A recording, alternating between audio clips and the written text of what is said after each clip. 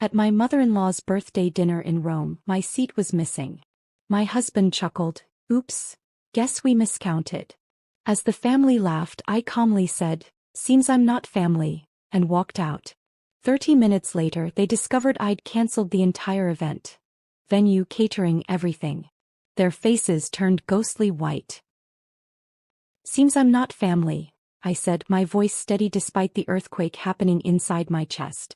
The words hung in the air of that exclusive Roman restaurant as 12 pairs of eyes stared back at me with expressions ranging from shock to poorly concealed satisfaction. My husband Sean's light chuckle as he'd said, "Oops, guess we miscounted," still echoed in my ears as I turned and walked away from the table where there was no chair for me. The humiliation burned through my veins as I exited the restaurant, but not a single tear fell. Instead, I felt an eerie calm take over as I pulled out my phone and opened the event management app I'd built my career on. I had 30 minutes before they'd realize what I was doing, and that was more than enough time. Before we begin, I want to take a moment to thank each of you for being part of this incredible journey. Sometimes the most powerful moments come when we finally recognize our worth. If you've ever felt like an outsider looking in, this story might resonate with you. Before we witness Anna's journey from Boston's premier event planner to a woman reclaiming her dignity in Rome, hit subscribe to join our community of readers who appreciate stories of self-discovery and unexpected strength. Now, let's step behind the curtain of a marriage built on appearances. My name is Anna Morgan Caldwell. 5 years ago, I was just Anna Morgan, the founder of Elite Affairs, Boston's most sought-after event planning company. I'd built my business from the ground up after putting myself through business school. Every elegant gala, every perfectly executed corporate gathering, every society wedding in Boston had my invisible fingerprints all over it. My reputation for discretion, attention to detail, and ability to pull off the impossible had made me the go-to planner for the city's elite.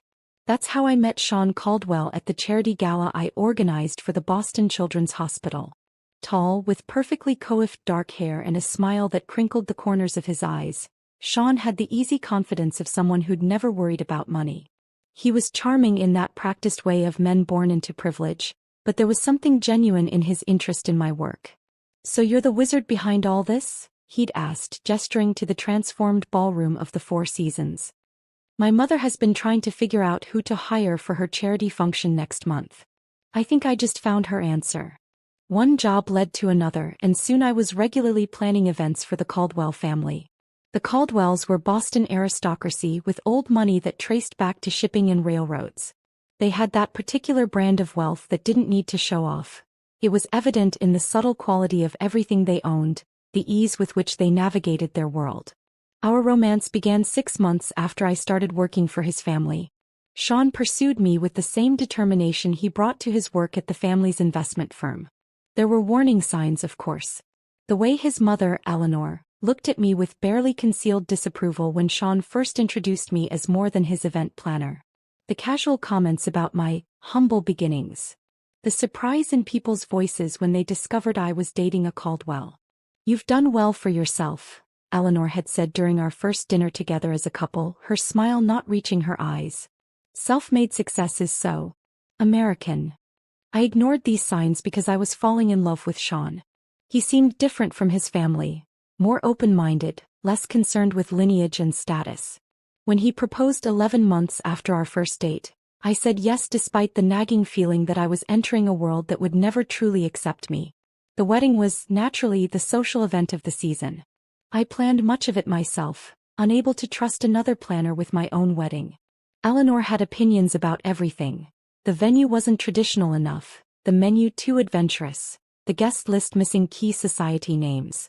I compromised where I could, held firm where it mattered to me. Sean played peacemaker, but I noticed he rarely contradicted his mother directly. After the wedding, the undermining became more systematic. Despite using my company for their events, the Caldwells constantly questioned my decisions, changed plans last minute, and took credit for my ideas. At family gatherings, my opinions were solicited then dismissed. My background in event planning was treated as a charming hobby rather than a successful business. "Anna has such a good eye for these things," Eleanor would say to her friends, patting my hand condescendingly. "It's almost like having a personal party planner in the family." Sean never defended me. He'd shrug and tell me later that's just how his mother was, that I shouldn't take it personally. But it was personal, and it got worse as the years passed. The opportunity to plan Eleanor's 70th birthday in Rome should have been my crowning achievement. A week-long celebration in the Eternal City, culminating in a dinner at a Michelin-starred restaurant overlooking the Colosseum. I threw myself into creating the perfect event, leveraging every contact I had in the industry. It was during this planning that I discovered the first cracks in the Caldwell facade. The deposits for venues were delayed. Vendors called asking about payments. When I mentioned it to Sean, he brushed it off, saying the family accountant was just being cautious with international transfers. But I saw the statements accidentally left open on his laptop. Investments gone bad, properties mortgaged to the hilt, lines of credit maxed out. The Caldwell fortune was dwindling fast. Still, I kept planning, using my own company's credit line to secure deposits when needed. I told myself it was temporary, that Sean would explain everything once the birthday celebration was behind us. Then came the morning of our flight to Rome. Sean was in the shower when his phone pinged with a message. I never checked his phone, I'd always respected his privacy. But something made me look that morning. The message preview from V was clear on his screen. Can't wait to see you in Rome. Have you told her yet? My fingers moved without conscious thought, opening the message thread with Vanessa Hughes, Sean's college girlfriend. The woman his parents had always adored. The woman they had expected him to marry before he met me. The messages went back months. Plans made. A future discussed. And yes, a baby, their baby, due in 4 months. I took screenshots, forwarded them to myself, then deleted the evidence from his phone. I packed my bags, plastered on a smile, and boarded the flight to Rome with my husband and his family. Now, standing outside that restaurant in Rome, I made my choice. I wouldn't confront Sean before the dinner. I would let events unfold. And when they did, I would be ready. Our flight landed at Fiumicino Airport just as the golden Italian sunset painted Rome's skyline. I'd arranged private transportation for the entire Caldwell entourage. Sean's parents Eleanor and Richard, his sister Melissa with her husband Grant, his brother Thomas with his wife Claire, and 2 sets of aunts and uncles. The convoy of sleek black Mercedes vans waiting at the terminal should have impressed them. Instead, Eleanor's first words stepping off the plane were, "I thought I'd specified the hotel cars, Anna. These seem rather generic." I bit my tongue as I had countless times before. The hotel had a scheduling issue. These are actually from Lux Transport. They service most of the diplomats in Rome. My explanation fell on deaf ears as she was already discussing something with Richard, their heads bent together in that conspiratorial way that always excluded me. The Hotel de Russie welcomed us with the 5-star treatment I'd meticulously arranged. Champagne flowed in the private lounge while bellhops whisked away our luggage. I'd spent months securing the perfect accommodations, selecting suites with the best views, arranging welcome baskets filled with Italian delicacies, and planning personalized schedules for each family member. Eleanor barely glanced at her itinerary before setting it aside. "We'll just play it by ear," she said, waving away weeks of careful planning. "The family knows Rome quite well." Our suite was magnificent. A terrace overlooking the Spanish Steps, fresh flowers in every room, and a bottle of Sean's favorite Barolo breathing on the sideboard. But the moment we entered, Sean's phone buzzed and he stepped onto the terrace, speaking in hushed tones. "Work?" I asked when he returned. "Just some investment issues," he replied, not meeting my eyes. "Let's get ready for dinner." The welcome dinner I'd planned at a charming trattoria in Trastevere became the first clear sign of my exclusion. Somehow, the seating arrangement shifted just before we arrived, and I found myself at the far end of the table, separated from Sean by his cousin and aunt. Throughout the meal, inside jokes flew across the table, stories of previous family trips to Italy from which I'd been absent. When I attempted to join the conversation about the week's planned activities, Melissa interrupted. "Oh, Anna, we've actually decided to do some family shopping tomorrow instead of the Vatican tour." "Family shopping?" I asked. "You know," Eleanor interjected smoothly, "just some tradition we have. You'd be bored, dear. Why don't you use the time to check on the birthday arrangements? That's your expertise after all." The pattern continued throughout the next few days. I'd wake to find Sean already gone, a hastily scribbled note about meeting his father for breakfast. The family would disappear for hours on impromptu excursions, that somehow everyone knew about except me. Whispered conversations in corners of the hotel lobby abruptly stopped when I approached. Dinner reservations mysteriously changed to accommodate old friends, who happened to be in Rome. Friends who looked at me with barely disguised curiosity, as if assessing how I was handling what was coming. On the third morning, opportunity presented itself when Sean rushed to meet his brother, leaving his briefcase unlocked. The documents inside confirmed my worst fears.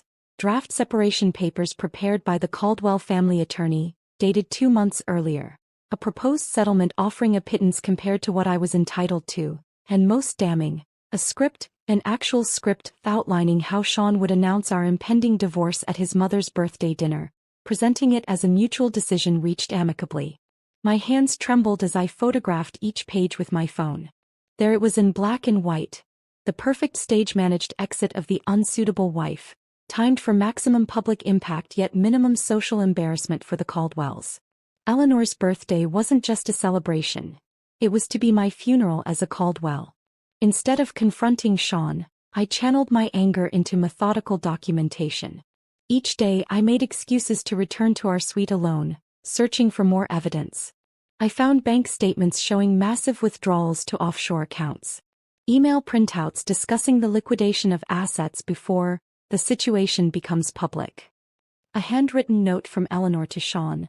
Once this unpleasantness with Anna is behind us, Vanessa will be welcomed back properly.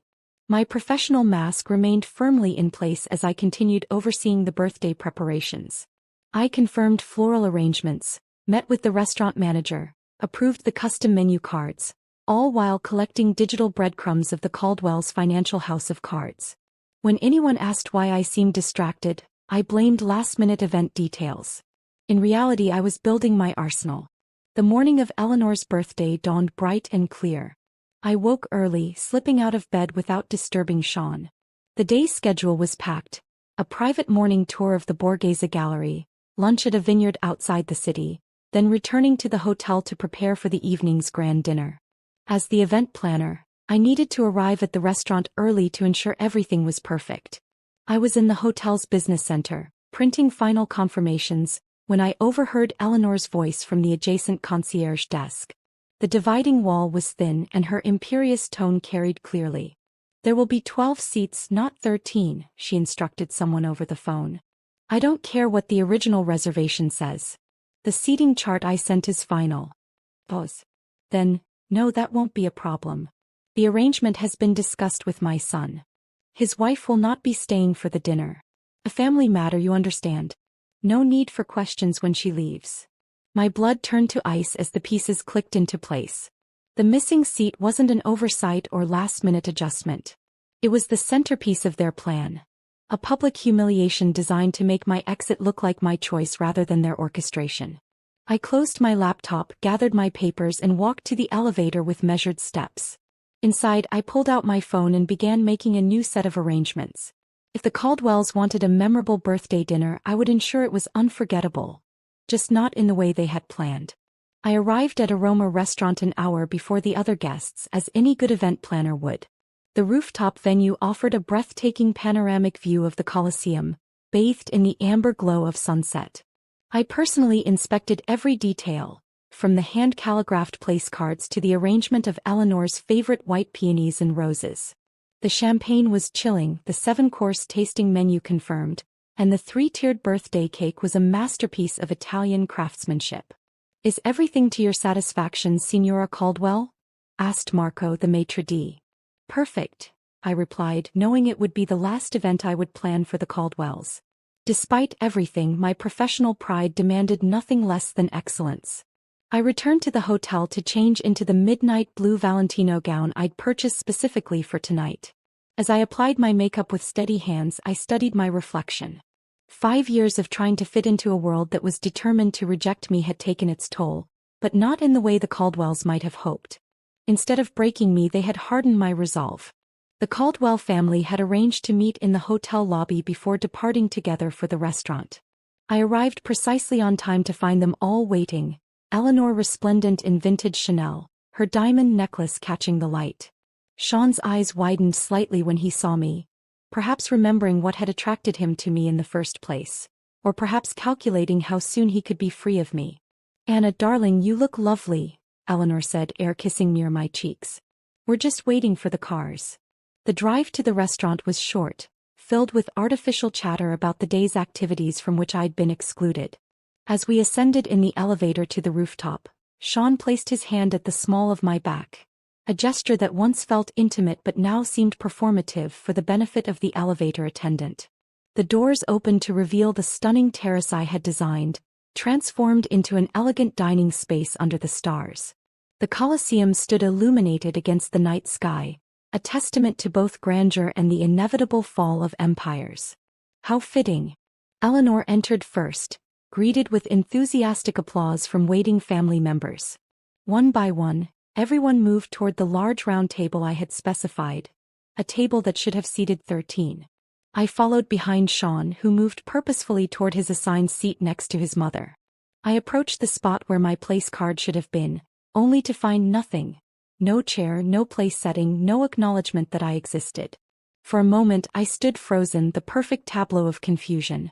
Around me, conversations continued as everyone settled into their seats, studiously avoiding my gaze. The wait staff, who had confirmed the seating with me just hours earlier, looked uncomfortable but remained silent. "Is something wrong?" Eleanor asked innocently, her voice carrying just enough to draw everyone's attention. "There seems to be a mistake," I said, my voice calmer than I felt. "My place setting is missing." The meticulously choreographed scene unfolded exactly as they had planned. Furrowed brows. Exchanged glances. Sean half rising from his chair, a performance of concern that never reached his eyes. "That's odd," Melissa said, examining the table. "Did someone count wrong?" Richard cleared his throat. Perhaps there was a miscommunication with the restaurant staff. Then came Sean's line, delivered with a practiced casualness that made my skin crawl. He chuckled, and said, "Oops, guess we miscounted." The family laughed, not uproariously, that would be too obvious, but with the gentle amusement of people sharing an inside joke. In that moment I saw it all with perfect clarity. The calculated humiliation, the public setting chosen to prevent a scene, the groundwork for stories they would tell later about poor Anna, who couldn't handle the pressure of Caldwell family life. My gaze moved slowly around the table, taking in each face. Eleanor, triumphant behind her birthday smile. Richard, uncomfortable but complicit. Melissa and Thomas, enjoying the spectacle. Their spouses, aware enough of the cruelty to look slightly ashamed but not enough to object. And Sean, my husband, the man who had once promised to stand by me against the world, watching me with detached curiosity, like a scientist observing an experiment. I could have created a scene.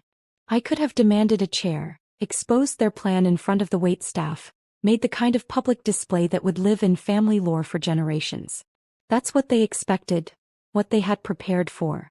Eleanor would comfort Sean over his unstable wife, and the divorce narrative would write itself. Instead, I straightened my shoulders, lifted my chin, and delivered the line that would begin my reclamation of power. "Seems I'm not family." 4 words. Simple. Devastating in their truth. The smiles faltered. Sean's expression shifted from smugness to uncertainty. I had departed from their script. "I'll see myself out," I added, turning away with the dignity that had been my armor throughout my marriage. "Anna, don't be dramatic," Sean called after me, another line from their playbook. "We can fix this." I didn't respond. I walked through the restaurant, nodding politely to the staff who had witnessed my humiliation. In the elevator I finally allowed myself a deep breath, then another. By the time I reached the street my hands had stopped shaking. A small cafe across from the restaurant offered the perfect vantage point. I ordered an espresso and pulled out my phone. This was the moment I'd prepared for. The 30 minutes of freedom while the Caldwells congratulated themselves on their successful ejection of the unsuitable wife. First, I sent a prepared email to Marco, the restaurant manager, with instructions that had been agreed upon as a surprise contingency, a common practice in high-level event planning. Attached was proof of my authority as the account holder and event coordinator, along with confirmation of immediate payment reversal. Next came the calls, to the vineyard scheduled for tomorrow's lunch, the private Vatican guide for the following day, the yacht captain for the Amalfi Coast excursion, the villa in Tuscany for the final weekend. One by one, I canceled everything, transferring the deposits I'd made with my own company's credit line back to my business account. With each cancellation, I felt lighter. The emails from Sean began arriving. First annoyed, then confused, then increasingly desperate as my tactics became clear. I ignored them all. 28 minutes after I had walked out of the restaurant, I finished my espresso and paid the bill. It was time for the final act.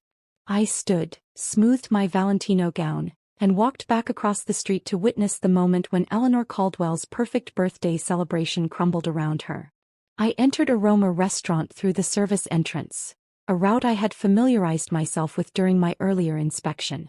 Marco, the restaurant manager, met me with a concerned expression. "Signora Caldwell, are you certain about this? It is most unusual." "I'm absolutely certain, Marco. And I appreciate your discretion." I handed him a sealed envelope. "This contains proof of the payment reversals and the cancellation of my company's guarantee for tonight's expenses. As we discussed, the Caldwells will need to provide a new method of payment to continue their dinner." Marco nodded solemnly. In the events world, relationships were everything.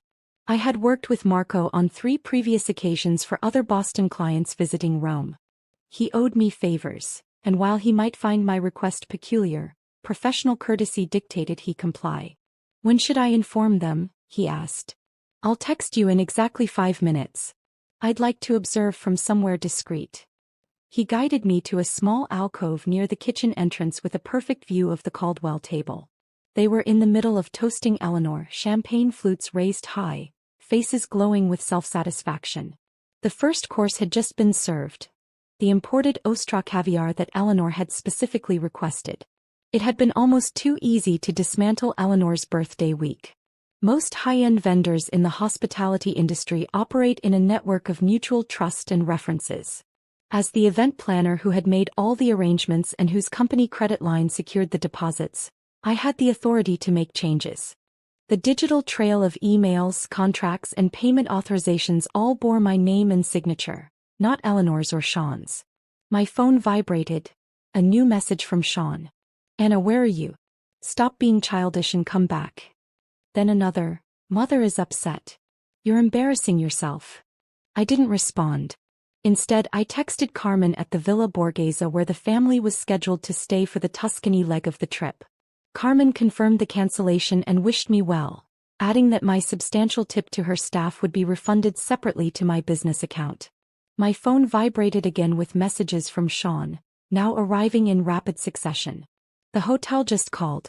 They said our reservation for tomorrow night is cancelled. What are you doing? Anna, this is ridiculous. Call me immediately. This is not funny. Fix this now." I texted Marco, "You may proceed." From my hidden vantage point, I watched as Marco approached the table with 2 other staff members. He leaned down to speak quietly to Richard, who was seated at the head of the table opposite Eleanor. The family continued eating, initially paying little attention to the interruption. Richard's expression changed first, from polite interest to confusion, then alarm. He pulled out his wallet, speaking more animatedly to Marco. The manager shook his head apologetically, showing Richard something on a tablet. By now, the entire table had noticed the disruption. Eleanor set down her fork, her regal posture betraying the first hints of tension. Sean was staring at his phone, presumably reading my latest text explaining exactly what I had done. "All deposits have been returned to my company account. All arrangements for the week cancelled. Your family's financial issues are about to become very public. Enjoy your caviar." The scene unfolded like a perfectly choreographed ballet of chaos. Richard stood, his face flushed with anger or embarrassment, perhaps both. Eleanor's hand flew to her diamond necklace, clutching it as if for support. Melissa was frantically whispering to her husband. Thomas pulled out his phone, presumably trying to verify what was happening. And Sean sat frozen, his face drained of color. Unlike the others, he understood the full implications. He knew what I had discovered about their finances. He knew what would happen if his mother's society friends learned that the Caldwells could no longer cover a dinner bill, let alone maintain their lavish lifestyle. My phone rang, Sean calling now, not texting. I declined the call and watched as he stood abruptly from the table, nearly knocking over his chair as he stepped away to try again. This time I answered. Anna, he hissed, his voice a mixture of fury and panic. What the hell do you think you're doing? Seems I'm not family, I repeated calmly. So I'm not responsible for family celebrations. You need to fix this right now. Do you have any idea how humiliating this is for my mother? For all of us. I have exactly the idea, Sean. That was the point. Where are you? His voice changed, desperation creeping in. We need to talk. I can explain about Vanessa, about everything. I'm sure you can. The problem is I've seen the financial statements, Sean. I've seen the emails. I know the Caldwell empire is crumbling, and I know you've been hiding assets offshore before filing for divorce. His sharp intake of breath confirmed what I already knew. He never expected me to discover these things. He had underestimated me just as his family had from the beginning. Those were private. Yes, they were. Just like the text messages from Vanessa about the baby. Just like the script for announcing our divorce at your mother's birthday dinner. Just like the seating arrangement deliberately excluding me. Silence on the line. In the restaurant, I could see the manager now speaking to the entire table. Several other diners were watching with undisguised interest. The Caldwell's humiliation was becoming a public spectacle. Exactly what they had planned for me. Anna, please. Sean's voice had lost all its aristocratic confidence. You don't understand what this will do to us. I understand perfectly. That's why I did it. We can work this out. Come back to the hotel. I'll meet you there in 20 minutes. No, Sean. I don't think we can work this out. I ended the call and stepped out from my hiding place. It was time for my final appearance as a Caldwell. As I approached the table, 12 pairs of eyes turned to me. Some angry, some fearful, all disbelieving. Eleanor spoke first, her voice shaking with fury. How dare you ruin my birthday? I smiled, feeling a strange sense of calm. I learned from the best, Eleanor. After all, isn't this exactly what you planned for me? A public humiliation? An orchestrated exit? The only difference is I changed the ending. Richard stood. This is outrageous. You had no right. I had every right, I interrupted. Every contract, every reservation, every arrangement was in my name or my company's name. I simply adjusted the plans. You'll regret this, Melissa spat. When Sean divorces you, you'll get nothing. That's where you're wrong, I replied, looking directly at Sean. I have copies of everything, the offshore accounts, the hidden assets, the fraudulent business dealings. I'm sure the IRS will find it all fascinating reading. Their faces turned ghostly white as the implications sank in. In that moment I felt no triumph, no vindication. Only a profound sense of liberation as I turned and walked away from the Caldwell family for the last time. I left Italy the next morning, upgrading myself to first class on a direct flight to Boston using points I'd accumulated planning the Caldwell's previous vacations. The irony wasn't lost on me. Behind me I left a family in crisis, their carefully constructed facade crumbling in real time. Through the hotel concierge, I learned that the Caldwells had paid for their dinner with Eleanor's vintage Bulgari bracelet as collateral until a wire transfer could be arranged. By morning, word had spread through Rome's high-end hospitality network that the illustrious American family was having payment difficulties. The remaining vendors I hadn't personally canceled began requesting upfront payments rather than promises. My phone was flooded with messages, some threatening, others pleading. I read them during my layover in London, sipping Earl Grey tea in the British Airways lounge. Richard, this is actionable. Our lawyers will be in touch. Melissa, you've made the biggest mistake of your life. Thomas, did you really think you could humiliate our family without consequences? Eleanor's message was the most revealing. I always knew you were common. This vindictive display only proves what I've said from the beginning. But it was the succession of messages from Sean that told the real story of a family in freefall. First, you have no idea what you've done. My father had a minor heart episode. Is that what you wanted? Then, the Prescotts and Whitmores saw everything. Do you know what this means for our standing? Later, the hotel is demanding payment for the entire week up front. They say all guarantees have been cancelled. And finally, please Anna. I need to talk to you. It's about more than us now. I didn't respond to any of them. Instead, I forwarded the financial documents I'd gathered to my lawyer with instructions to hold them securely until needed. If the Caldwells pursued litigation, I would be prepared. When I arrived home to our Beacon Hill brownstone, I hired a moving company to pack my personal belongings. I took only what was unquestionably mine: clothes, jewelry I'd purchased myself, my collection of first edition books, and the artwork I'd acquired before our marriage. Everything else, including the wedding gifts and items purchased jointly, I left behind. I wanted nothing that could tie me to the Caldwells' web of deceit. 2 days later, the Boston Globe published a small item in their society section: Caldwell Investment Group faces inquiry. The article mentioned financial irregularities and questions from investors. While it didn't make front-page news, it was enough to send ripples through Boston's social circles. Sean appeared at my new apartment unannounced 1 week after I returned from Rome. He looked haggard, the polished veneer of privilege replaced by genuine desperation. "You need to come home," he said when I opened the door. "This has gone far enough. This isn't a negotiating tactic, Sean. This is divorce." He stepped inside without invitation, running his hands through his disheveled hair. "The SEC is looking into father's accounts. 2 board members have resigned. Mother had to cancel her charity gala because 3 major donors pulled out." "That sounds like a Caldwell family problem," I replied. "Not mine."